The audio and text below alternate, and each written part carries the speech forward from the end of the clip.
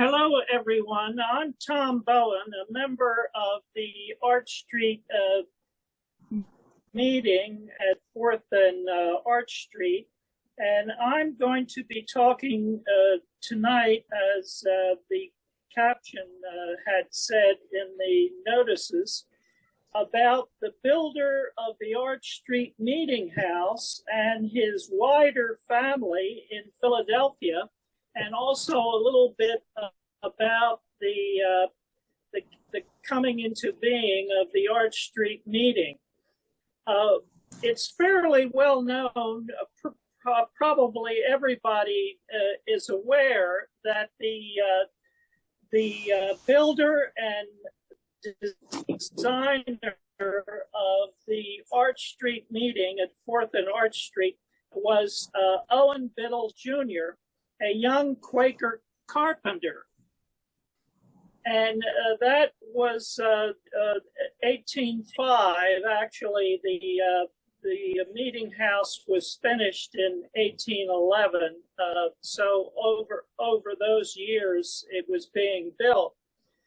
Now, I began to wonder about the Biddle and the Biddle family when I was standing in another Biddle house, Andalusia, in Bucks County, and listening to a docent in that house, because that house or mansion that overlooks the Delaware, the docent was explaining that the famous proprietor of Andalusia, Nicholas Biddle, came from a family of Quakers in New Jersey, and they came across the river to Philadelphia. So I began to put two and two together and did a little research. And first about Owen Biddle Jr., and that this is all about the building of the meeting house is all in Greg Barnes' good book, Philadelphia's Arch Street Meeting House, which is a great source for most of this information. Now, Owen Biddle Jr. was born in Philadelphia in 1774. He was the son of the Quaker Owen Biddle, who was a Philadelphia clockmaker. He was also an amateur astronomer. He was this is Senior, Owen Biddle Sr. He was a member of the American Philosophical Society in Philadelphia, and before his death, that is to say, Senior, in 1799, he was also one of the founders of Westtown School in Chester County. Now, Owen Biddle Jr., born in 1774, was the descendant of William and Sarah Biddle, originally of London. They were William and Sarah Biddle, who are important to this story, were born in London in the UK in 1633 and 1634, respectively. They were contemporaries of George Fox and William Penn, and they are the great-grandparents of Owen Biddle Sr. Now, the Biddles, William and Sarah, were part of a neighborhood in London, which was located where they lived on Bishopgate Street in this Quaker neighborhood of London, and they attended the Devonshire House monthly meeting for worship in the 1600s. Now, that was a center of, but it was a Quaker meeting where there was a lot of talk about emigrating to New Jersey, not Pennsylvania, but New Jersey. At that time, in the middle 1600s, Charles II was on the throne, and there was increasing intolerance of diverse religious organizations and increasing persecution of Quakers. So it had been established that New Jersey,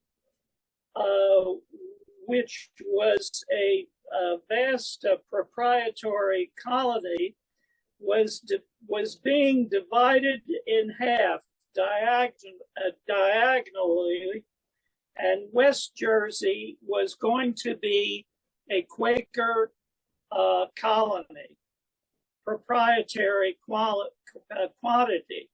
So there was increasing talk in Bishopsgate Street about emigrating to West Jersey. And William and Sarah Biddle, who had some means, were able to buy a tenth of a tenth as it was divided. And actually, when they came and they had a proprietary grant, it was for 16,000 acres in West Jersey. So as a result, they moved in 1681 and they settled in Burlington. Now, Burlington was an important Quaker area. You may remember from another talk that the Quaker John Woolman, his parents were farmers in the vicinity of Burlington. His father, Samuel Woolman, had a large farm there. There were a number of British Quakers living in and around Burlington. And William Biddle became a member of the governor's council of the proprietary colony, and a judge, and a leader of the Burlington Quaker meeting. Now, William and Sarah Biddle, now living in Burlington, had two grandsons, William III and John, who moved to Philadelphia. The brothers moved to Philadelphia. John was the grandfather of Owen Biddle Jr., and William III was the grandfather of Nicholas Biddle, who lived in Philadelphia but established Andalusia on the Delaware in Bucks County as a summer home. And so therefore, these people, Owen Biddle Jr. and Nicholas Biddle, were cousins. Their grandfathers were brothers. And Nicholas Biddle is woven into American history, and more about him later, because he was the president of the Second National Bank, a national bank, and he fought with President Andrew Jackson, who tried and successfully abolished the national bank. And Nicholas Biddle goes down in history for that, among other reasons.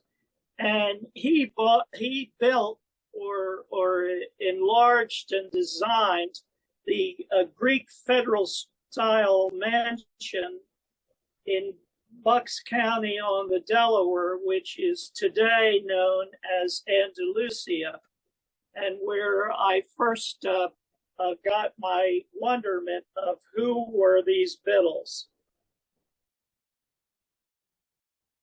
Now,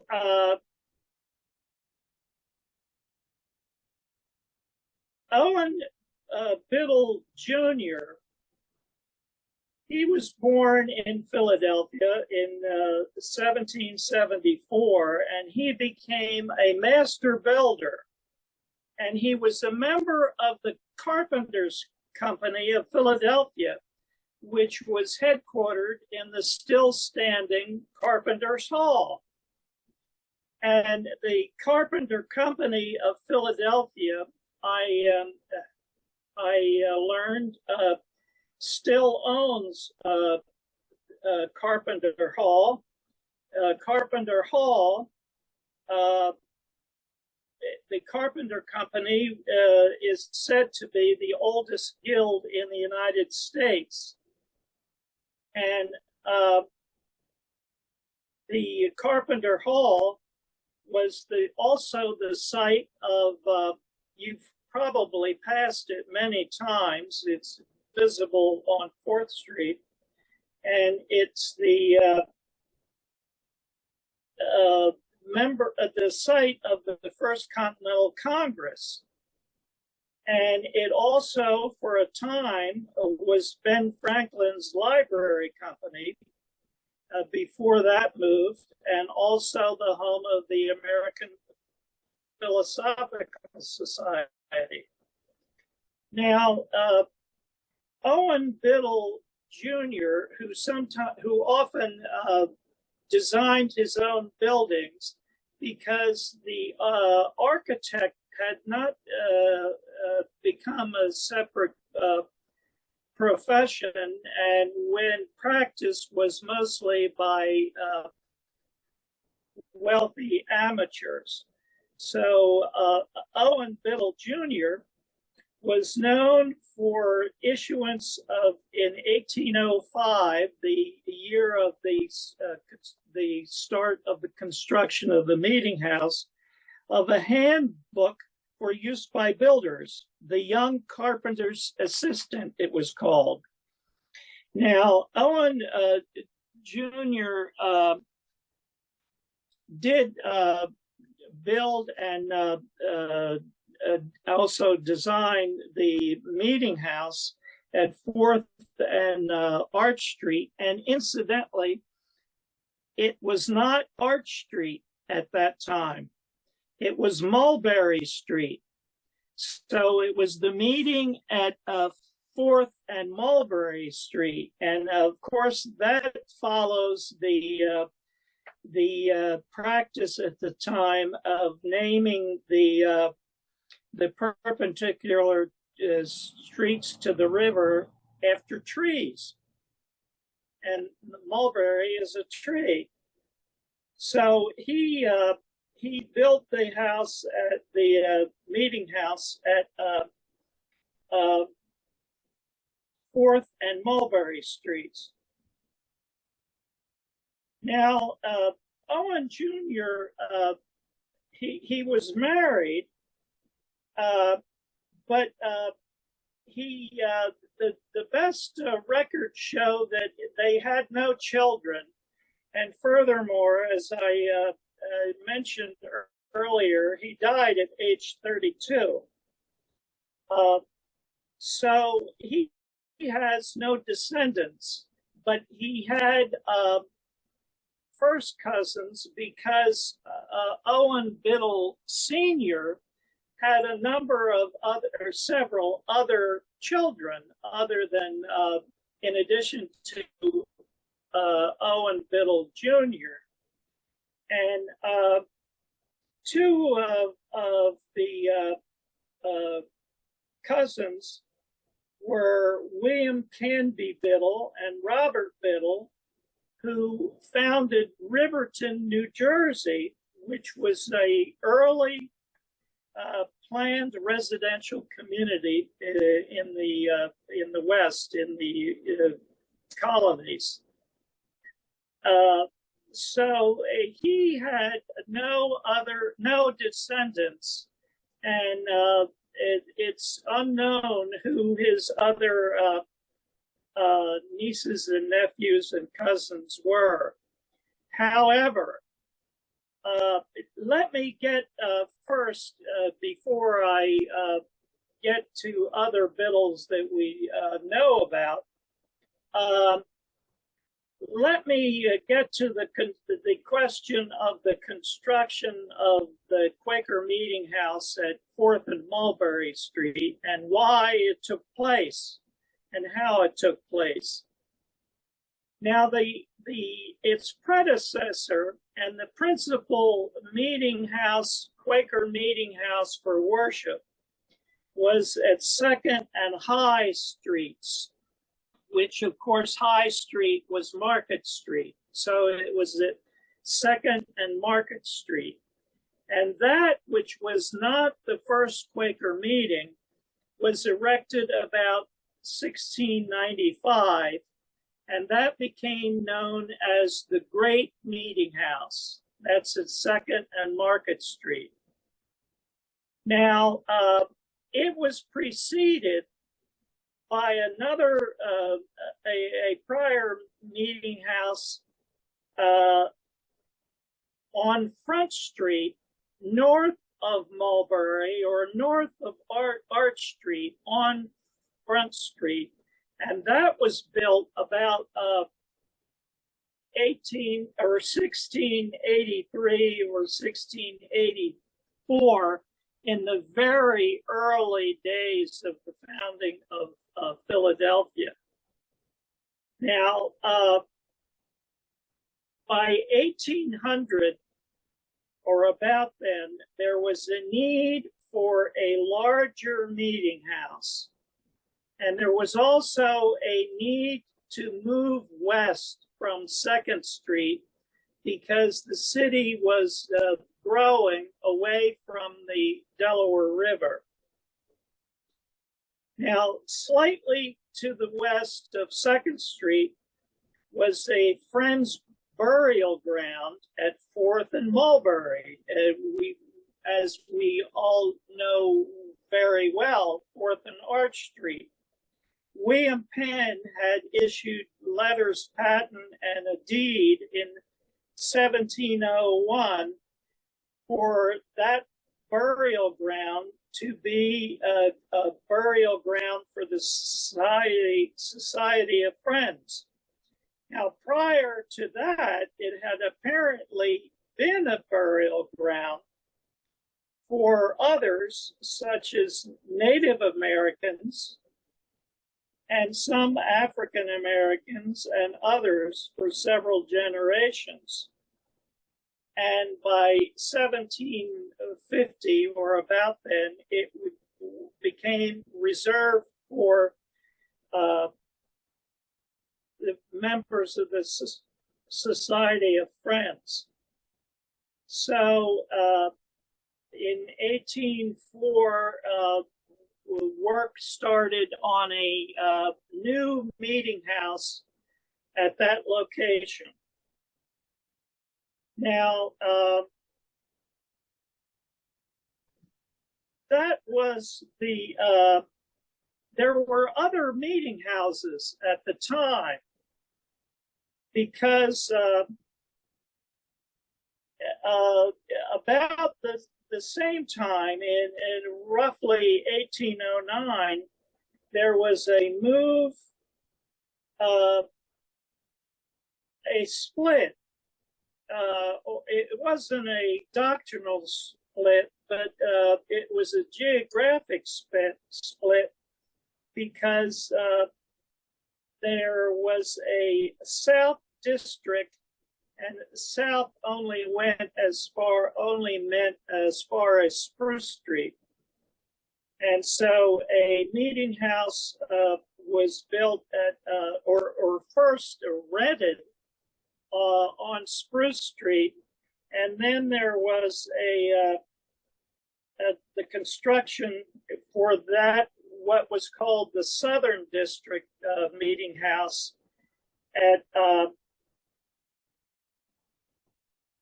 9th and Spruce Street. And that was an actual meeting house at 9th and Spruce for the Southern District of the Society of Friends. The Central District had been the Second and Market Street, or Second and High Street, and it also became the 4th and Arch Street meeting, was the Central District meeting house. And after the meeting house at 4th and Arch Street was occupied, the Second and Market Street was sold. And all of these facts are found in Greg Barnes' book, Philadelphia's Arch Meeting House. Now, I asked myself the question, which some of you may have as well. What about the very fine Quaker meeting house that is located at 5th and Arch Street on the edge of Independence Park? Because there is a beautiful brick Quaker meeting house that is labeled as a museum, located at 5th and Arch Street. I looked at it the other day. Now, where does that fit in the picture? Well, the Independence Park website says this, that during the Revolutionary War, there were at the great meeting house at 2nd and High Street, or 2nd and Market Street, there was a schism, a group of Quakers members who believed in taking part in the Revolutionary War. Now, as a result, according to the Independence Park website, they were read out of the meeting at 2nd and Market Street because the meeting did not believe in taking part in the war. So they called themselves Free Quakers. For what reason, I'm not quite sure. And eventually, in 1783, they built for themselves that meeting house at 5th and Arch Street, which stands and has a plaque as a Quaker meeting house. To me, that's bizarre, but it's part of the history.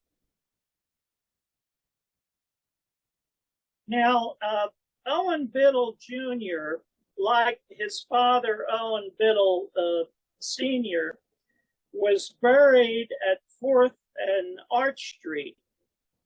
And so there was a transition period. But remember that Owen Biddle Jr. Died in 1806, before the meeting house was absolutely completed. Now, the Central District Friends were looking for another burial ground, obviously. And after several failed attempts, they succeeded in establishing a new burial ground at 16th and 17th and Cherry Street, which would subsequently become the sites of Friends Select School and the Cherry Street Meeting House. So there seems to be a pattern of economically using land. Now, the Friends Select School, just by way of information, was erected in 1885, and the Cherry Street Meeting House was erected in 1856. So, and as we know, it was a meeting house for Hicksite Quakers. So it ceased being, that location ceased to be used as a burial ground as well. It seems to me that in this narratives, the Quakers were always looking for burial grounds and always using the ones they had.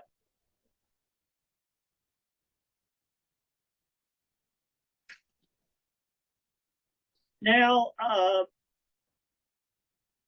let me recall what I said earlier, that there were two brothers who were grandsons of William and Sarah Biddle, who had established themselves in Burlington, New Jersey, and the brothers moved to Philadelphia. William III and John being the grandfather of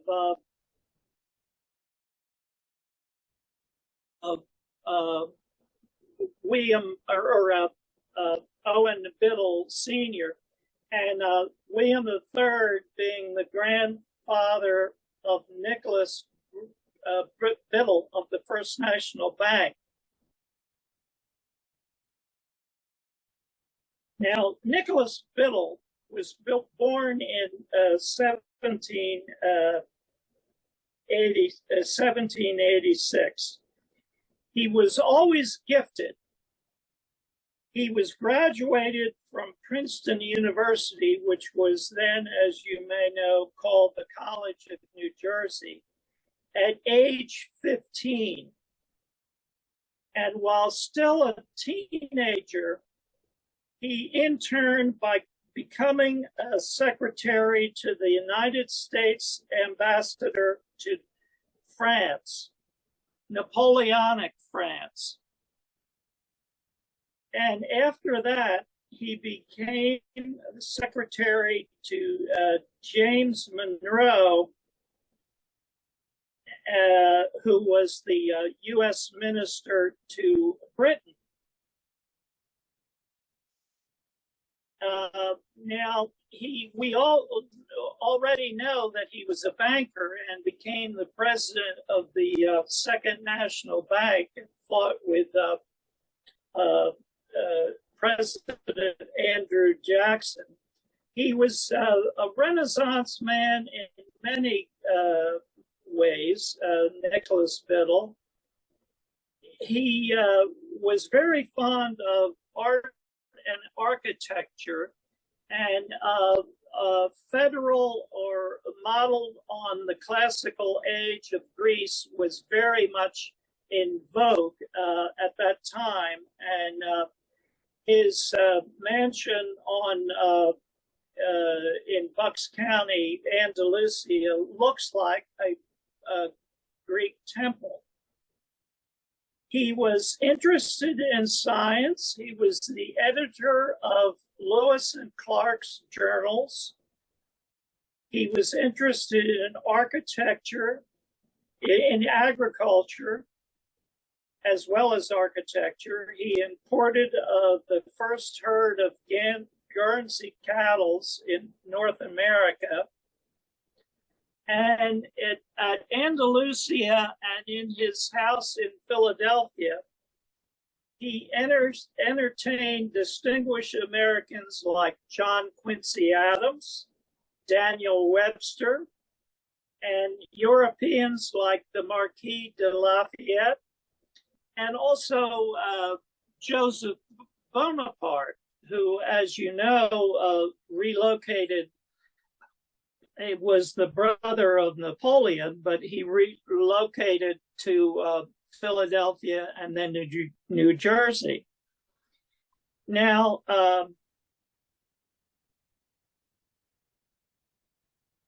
he had become a fan and acquainted with various members of the Bonaparte family while he was secretary to the minister to France. And if you tour Andalusia, which I recommend, you'll see portraits of Napoleon and full-length statues of Napoleon.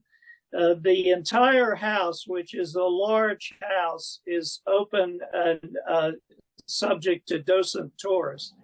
And it really gives you a view of life in the 1830 to 1850. More about that house because that's interesting. But Nicholas Biddle's descendants and family were interwoven in the history of the United States. His brother James was a well-known seaman at the time, and a Commodore Biddle was recognized in the War of 1812 as being an important naval officer. There were also military careers. Incidentally, at some point, the Biddles that I'm talking about were no longer Quakers. They were very wealthy and they had become Episcopalians. So we're no longer talking about Quakers. And we're talking about many military men. General William P. Biddle was the commandant of the Marine Corps from 1911 to 1914. And he was with Admiral Dewey at the Battle of Manila Bay. You can see artifacts of all of these exploits at Andalusia. And before him, Chapman Biddle commanded a brigade in the Battle of Gettysburg in the Civil War. Most Biddles in that line became lawyers, and so did Chapman Biddle in his civilian life. He became a prominent Philadelphia attorney. Now, a famous 20th century Biddle lawyer, and incidentally, the Biddle family continued to live and have their home at Andalusia until 1973. It was modernized for function, but it was completely furnished as it is today. It's open to the public in its 20 to 1850 finery, chandeliers, oriental carpets, and so forth. Now, a 20th century Biddle, who was a lawyer, was Francis B. Biddle, which may strike a note of familiarity. He was Franklin Roosevelt's Attorney General during the Second World War, and he was the primary American judge at Nuremberg. So that was Francis Biddle.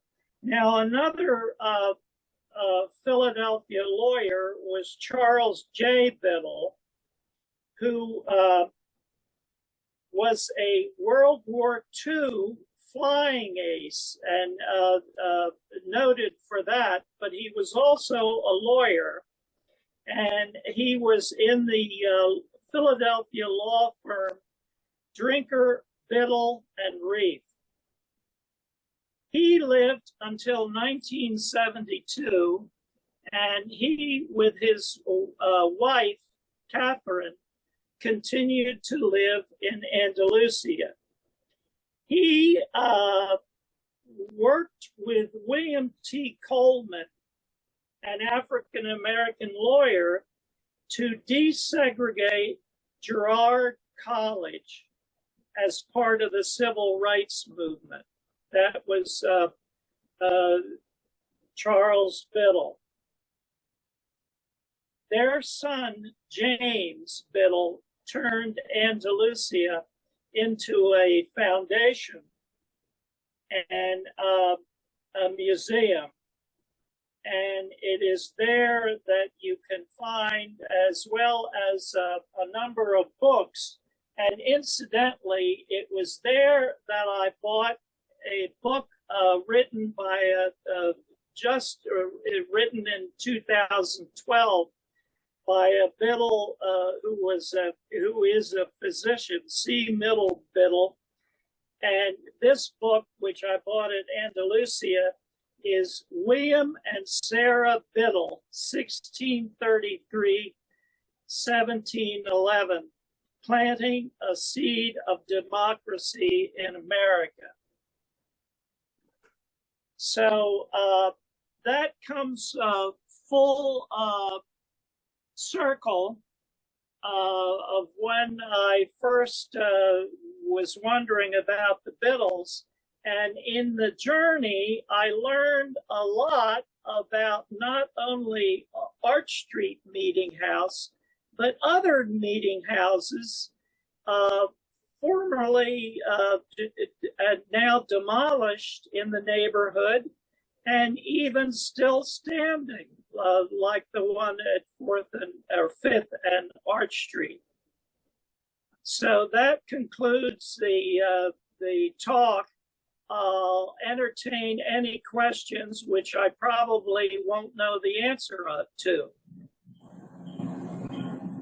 Absolutely fascinating. Gosh. Thank you. Thank you. Anyone have any questions before I have a whole barrage of questions? Yeah, I'm wondering, is the present size of the meeting the original size, or was it expanded upon over the years? I think it was, yeah. I don't know the answer to that. I'm not enough of an Arch Street Meeting historian. Okay. I believe it was. And I believe Tom Unkefer had something to do with that. That's what I heard. Yeah. Well, of course, it was expanded under Tom Unkefer's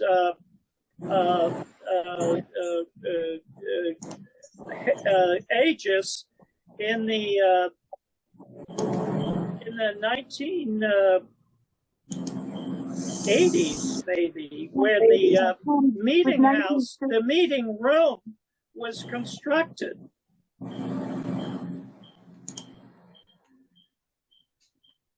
Yeah, I mean, it was whatever they did, it's not quite obvious what was built. But I understand originally they had the women's meeting room and the men's meeting room. And then the window into the reception room, that was an outside window. I'm not quite sure how they did it. It was very clever. Whatever they did, it was very, very clever.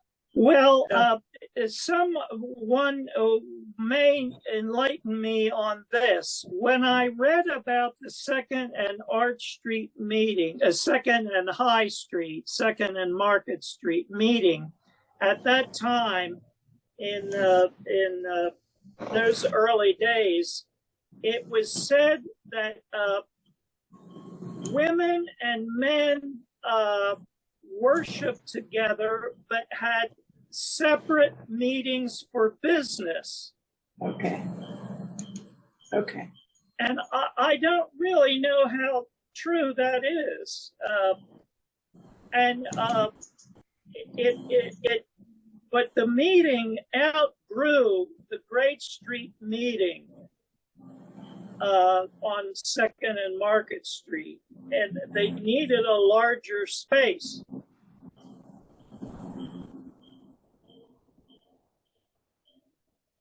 Yes.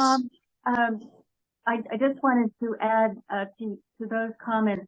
Yeah, it is true that the two large meeting rooms were used separately as women's and men's meeting rooms for annual meetings and business meetings. And I had a question for you. Do you have any sense as to how is it that the Biddle family were so distinguished and had illustrious careers, often in public service? So do you have any thoughts about that? Well, I had that great feeling when I was in Andalusia and saw around me the artifacts of their service through the generations. I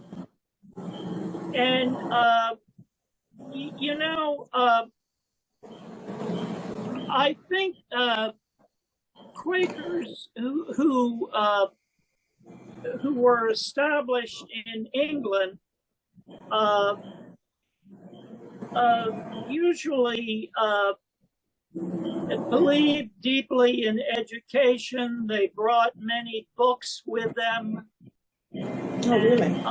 And that's true of John Woolman's parents. John Woolman's parents in Burlington County were farmers, but they believed in books and in classical education and all kinds of education. And that was no doubt true of the Biddles as well. And the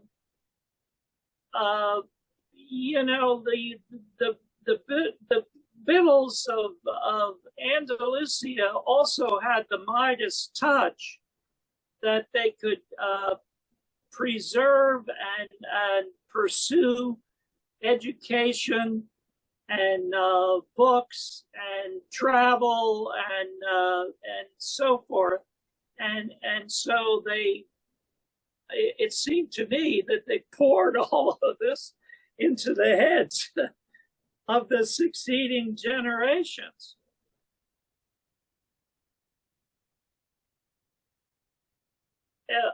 But the downside of the story is they were privileged and they were protected, so that they could perpetuate themselves and their learning and their exports. And in most cases, although they could make a good living, in many cases they no longer had to. And remember, when William and Sarah came to New Jersey, they purchased a 16,000 acre plot. Now, of course, in those early days, large tracts were available, so that they were in on the ground floor.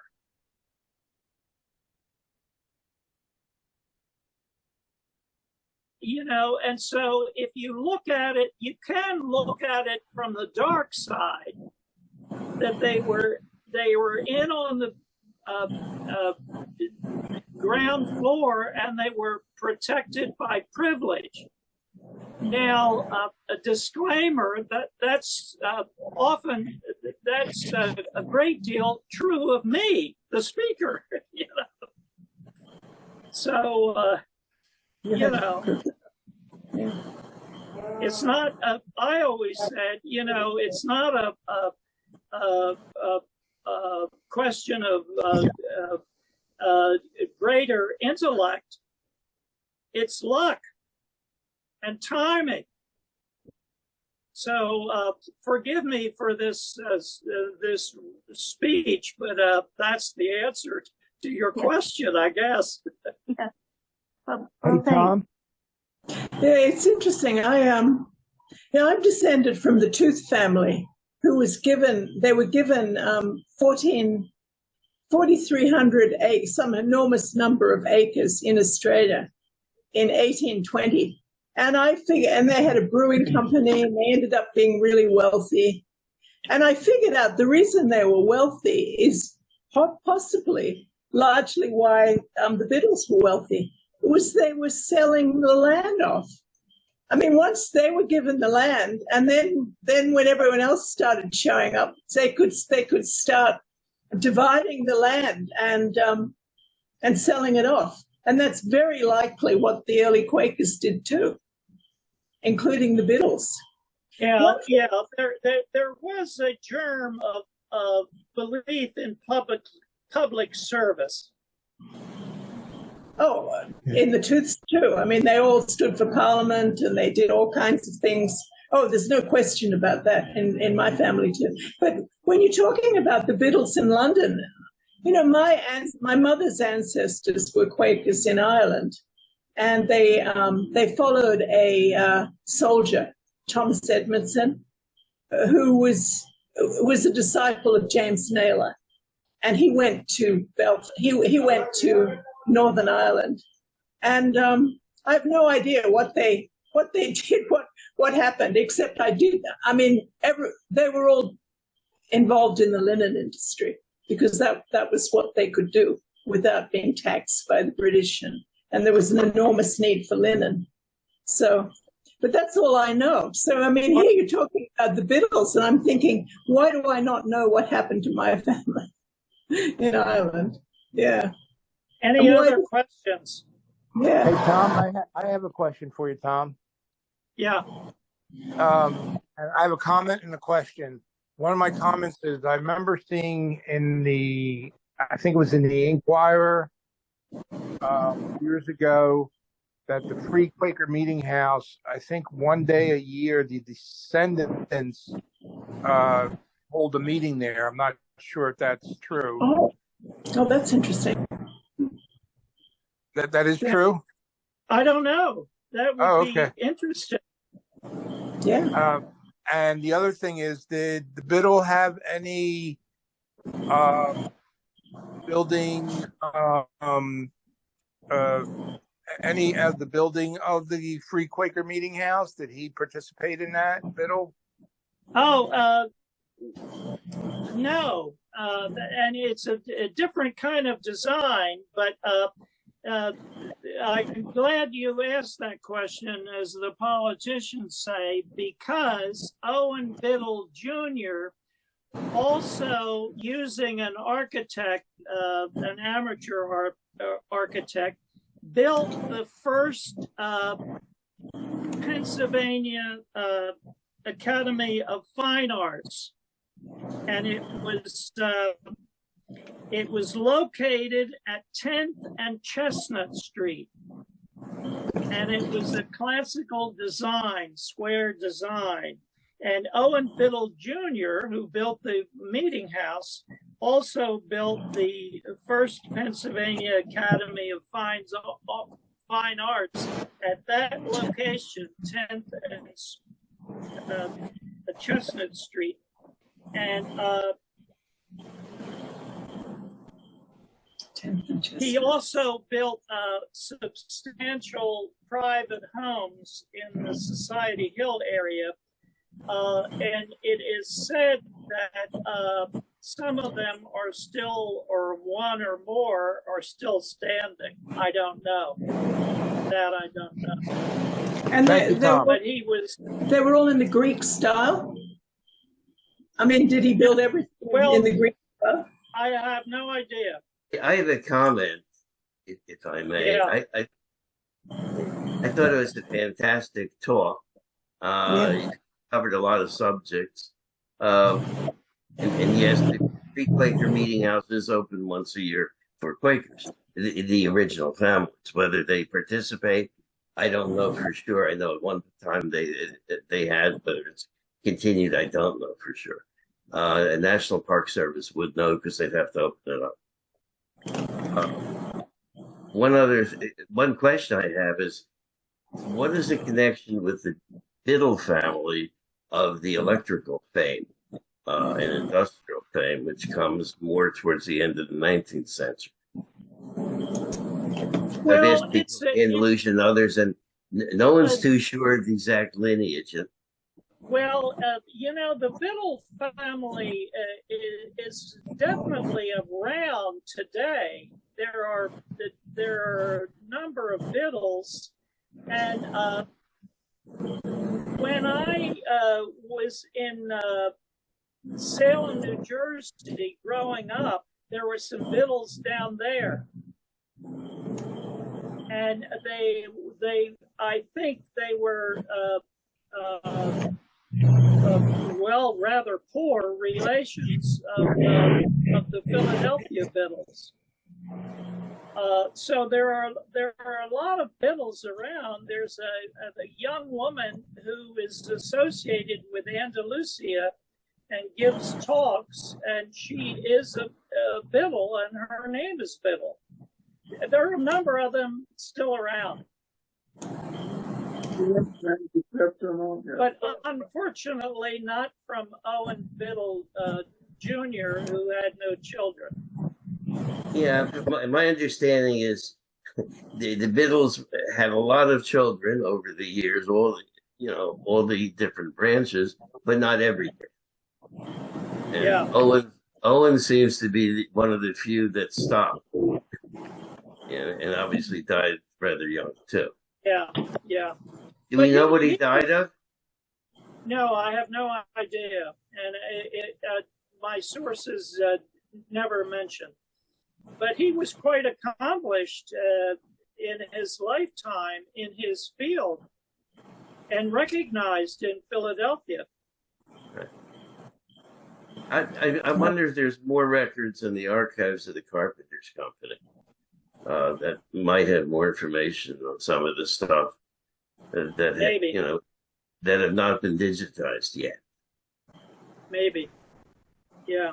Well, I'm going to sign off, and I'm glad for all of the participants that we had